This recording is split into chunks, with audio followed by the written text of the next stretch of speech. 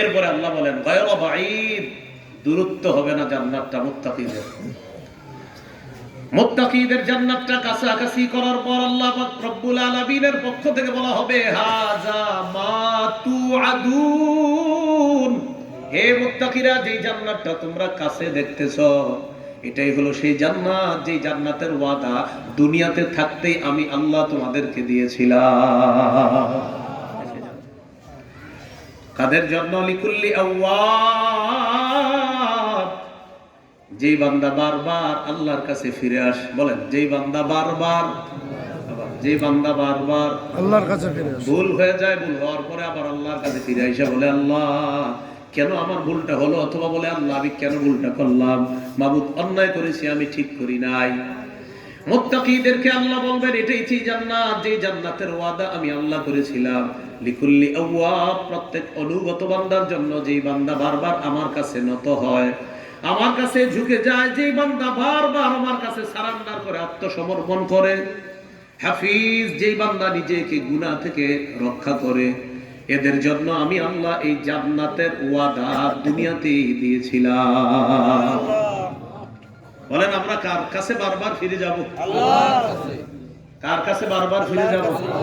হতাশায় আছেন? আল্লাহ, মেয়েটার বিয়ে হচ্ছে না, খুব পেরেশানি। আল্লাহ, হঠাৎ একটা ব্যবসার ঝামেলা চলতেছে। আল্লাহ আকবার। এখন আপনারা একটু বলেন হুজুর এটা কেন করব? বলেন সবাই কেন করব? হাদিসে আসছে ইজা হাযাবাহু আমরুন ফাজা ইলা সালাহ, নবীজির কোন পেরেশানি আসলে নগদ আল্লাহু আকবার, নামাজ। তো নবীর পেরেশানি আসলে পৃথিবীর শ্রেষ্ঠ আল্লাহর পরে সমস্ত মাখলুকের মধ্যে যিনি শ্রেষ্ঠ, তার কোন পেরেশানি হইলে আমরা কি হইলে আগে ইমাম সাহেবকে গিয়ে কই হুজুর আমি তো একটা টেনশনের মধ্যে না, আগে নামাজ পড় ইচ্ছা মতো আল্লাহর কাছে কান্নাকাটি করবেন, এরপরে বান্দারে গিয়ে ইমাম সাহেবরে বলেন, খতিব সাহেবরে বলেন, আগে নগদ টেনশন আসছে নামাজে দাঁড়ায়। কেন? আমার নবী টেনশন আসছে তো নামাজে দাঁড়াইছে, আমিও দাঁড়াবো। মনে থাকবে তো ইনশাআল্লাহ?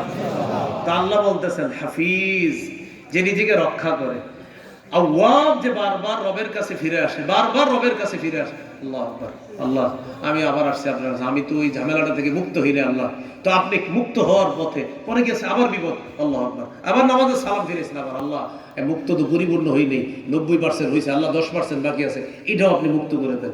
আবার দেখছেন 5% বাকি আছে, আবার আল্লাহ আরো 5% বাকি, আপনি আমার দেন না। লিকুল্লি আওয়াব, এই বান্দা আমার কাছে বারবার আসে, তাদের জন্য জান্নাত।